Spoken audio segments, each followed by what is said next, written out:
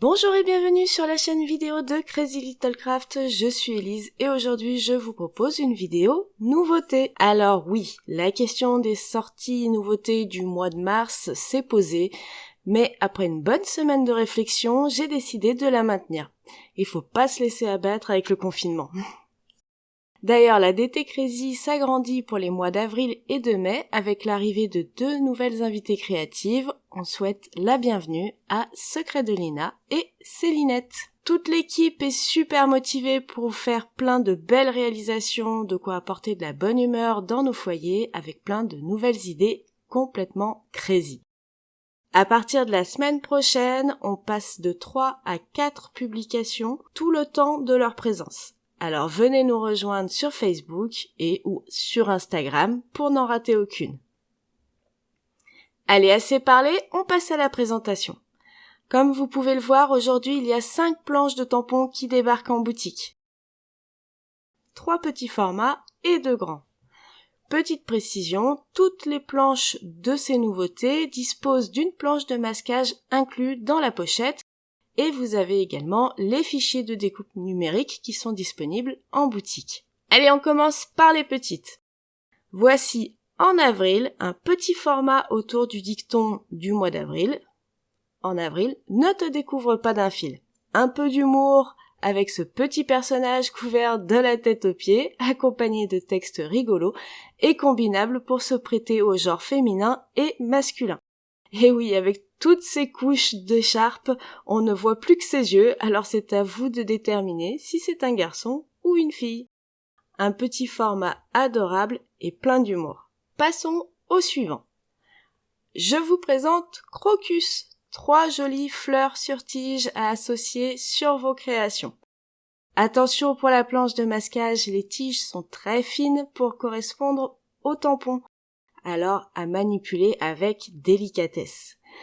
Je vous fais un petit exemple car je sais que parmi vous, certaines crazy addicts ont parfois du mal à utiliser cette technique.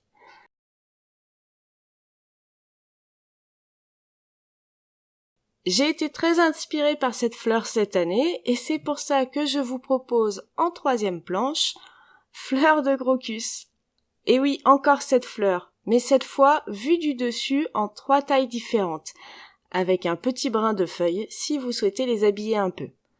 Là encore, je vous montre un petit exemple de masquage. D'abord, je tamponne la fleur qui va être l'élément entier de cette composition, puis je lui pose son masque, et je tamponne plein de petits brins autour. L'avantage de ces 2 feuilles de crocus, c'est qu'elles sont tellement fines qu'on peut bouger le tampon sur le bloc pour leur donner une orientation différente et ainsi éviter l'impression de répétition. Alors pourquoi avoir fait 2 planches séparées ? Eh bien pour ne pas sacrifier la taille des dessins pour qu'ils puissent tous rentrer dans un même format. C'est tout.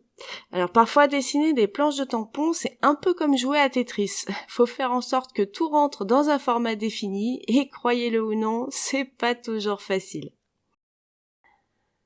Voilà, on a fait les petits formats, on va passer aux grands formats qui ont été imaginés et dessinés par notre Crazy Letty.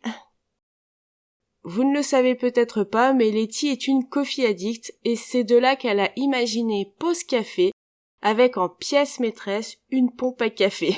Oui. En plus, elle nous a préparé plein d'autres choses, comme ce très beau moulin à grains, plein de textes amusants sur le thème du café, et bien entendu quelques grains et une tasse sur sa soucoupe. Vous n'aimez pas le café ? C'est pas grave, Letty a aussi pensé à vous avec la 2e planche de tampon nommée Tea Time. Cette fois, elle a mis le thé à l'honneur avec cet ensemble de tampons qui regroupe plein d'accessoires à thé. Et là encore, une ribambelle de textes amusants qui jouent avec le mot thé. Ces 2 planches sont une petite mine d'or de motifs à combiner pour des créas réconfortantes. Et là encore, je vous montre un exemple de masquage avec la théière et les feuilles de thé. D'ailleurs, on développera ça dans la première créa. Et bien voilà pour la sortie des nouveautés du mois de mars. Il y a également un petit tampon cadeau qui arrive à cette occasion, mais vous le découvrirez un peu plus tard dans la vidéo. Maintenant, il est temps de passer à la première création.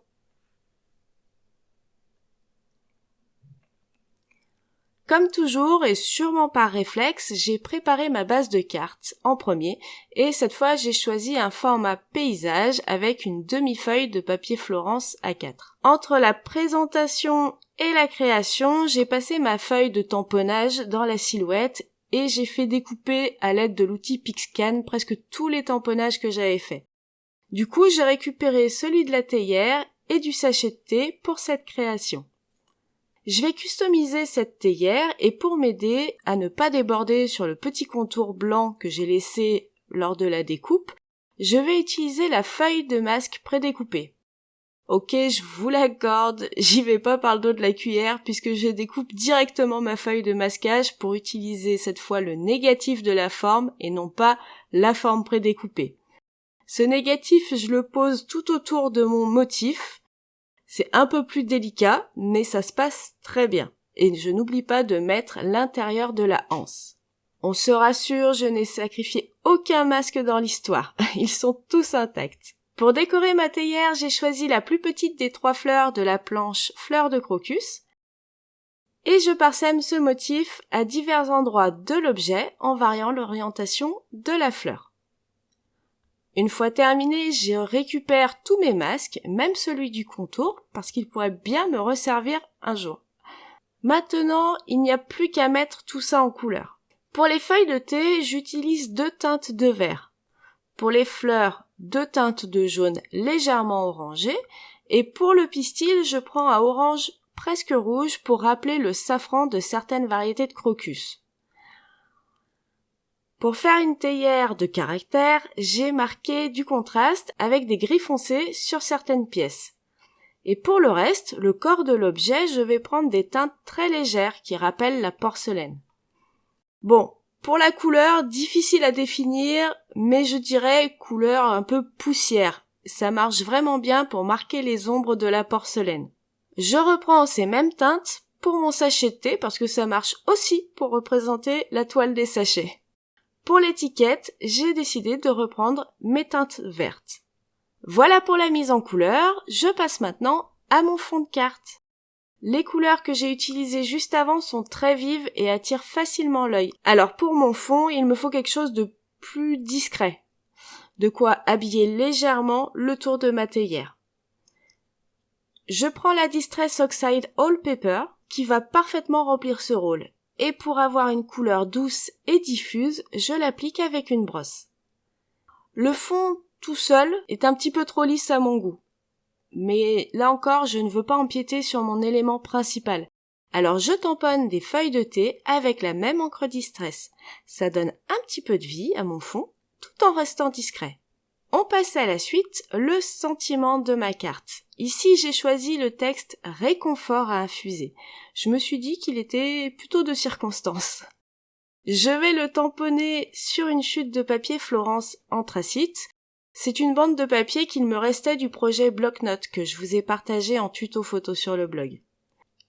La largeur de la bande m'allait bien. Je l'ai gardée telle quelle, et j'ai tamponné mon message à la Versamark pour l'embosser en blanc avec une poudre wow. Quand c'est prêt, je passe à l'assemblage. Je commence par coller à la mousse adhésive ma théière, ensuite je mets quelques morceaux de mousse en dessous pour venir coller mon sentiment. Le plus dur, c'est d'arriver à le poser droit, et je me suis battue un moment pour ça. Ensuite, j'ai rajouté des carrés de mousse sur les extrémités pour éviter que le papier rebique à l'usage. Je colle aussi mon sachet de thé à la colle liquide, comme pour ponctuer mon sentiment, et là encore, je renforce le volume en glissant un petit carré de mousse derrière. Je vous ai parlé du tampon cadeau tout à l'heure, eh bien le voici, c'est un petit XOXO au contour usé, toujours accessible avec les mêmes conditions. J'espère vraiment qu'il vous plaît. Eh bien ça y est, on arrive à la touche finale de cette créa, et en ce moment, je me suis vraiment remis au sequin. Alors, comme à mon habitude, je mets plein de petits points de colle nouveaux, et je dispose des sequins dessus en variant les tailles et les couleurs.